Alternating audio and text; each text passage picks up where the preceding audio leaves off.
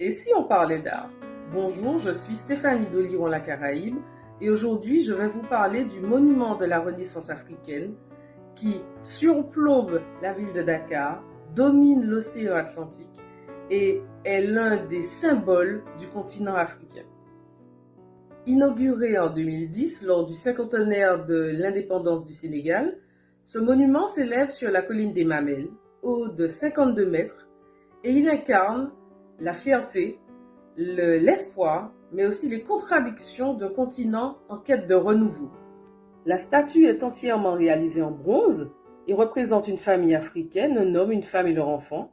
L'homme torse nu et musclé avance d'un pas décidé. Son bras droit tendu vers le ciel semble montrer la direction du futur. Sur son bras gauche, un enfant regarde lui aussi l'horizon, le bras tendu, symbole d'un avenir plein de promesses. Et derrière eux, la femme, cheveux et vêtements balayés par le vent, accompagne le mouvement, le regard tourné vers la même direction. Conçue par un architecte sénégalais, Pierre Goudiaby Atepa, la statue a été réalisée par une entreprise coréenne, Mansudae Overseas Project, spécialiste des sculptures monumentales. Le monument de la Renaissance africaine est bien plus qu'une simple prouesse technique. C'est aussi une allégorie de la renaissance du continent. L'homme incarne la force et la responsabilité, la femme, la dignité et le courage, et l'enfant, l'avenir et l'espoir.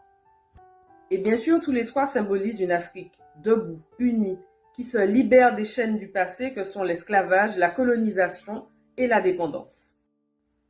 Le style du monument, aux formes réalistes et héroïques, s'inspire du réalisme socialiste et ce choix esthétique inhabituel pour une œuvre africaine donne au monument, certes une aura de puissance, mais aussi un caractère controversé, puisque certains y voient une représentation trop éloignée des canons esthétiques africains traditionnels et trop inspirée des monuments soviétiques ou asiatiques.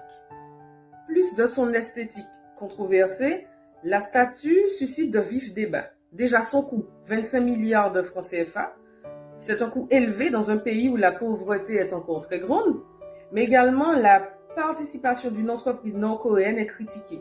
Comment commémorer la Renaissance africaine alors que l'œuvre qui la symbolise a été réalisée à l'étranger? Certaines voix religieuses dénoncent une forme d'idolâtrie, estimant qu'une statue représentant des figures humaines de cette taille était contraire aux valeurs spirituelles traditionnelles sénégalaises. D'autres voix estiment également que la position de la femme en retrait par rapport à l'homme était un symbole d'inégalité. Aujourd'hui, le monument de la Renaissance africaine est un lieu de tourisme mémoriel puisqu'il abrite un musée consacré à l'histoire de la diaspora africaine.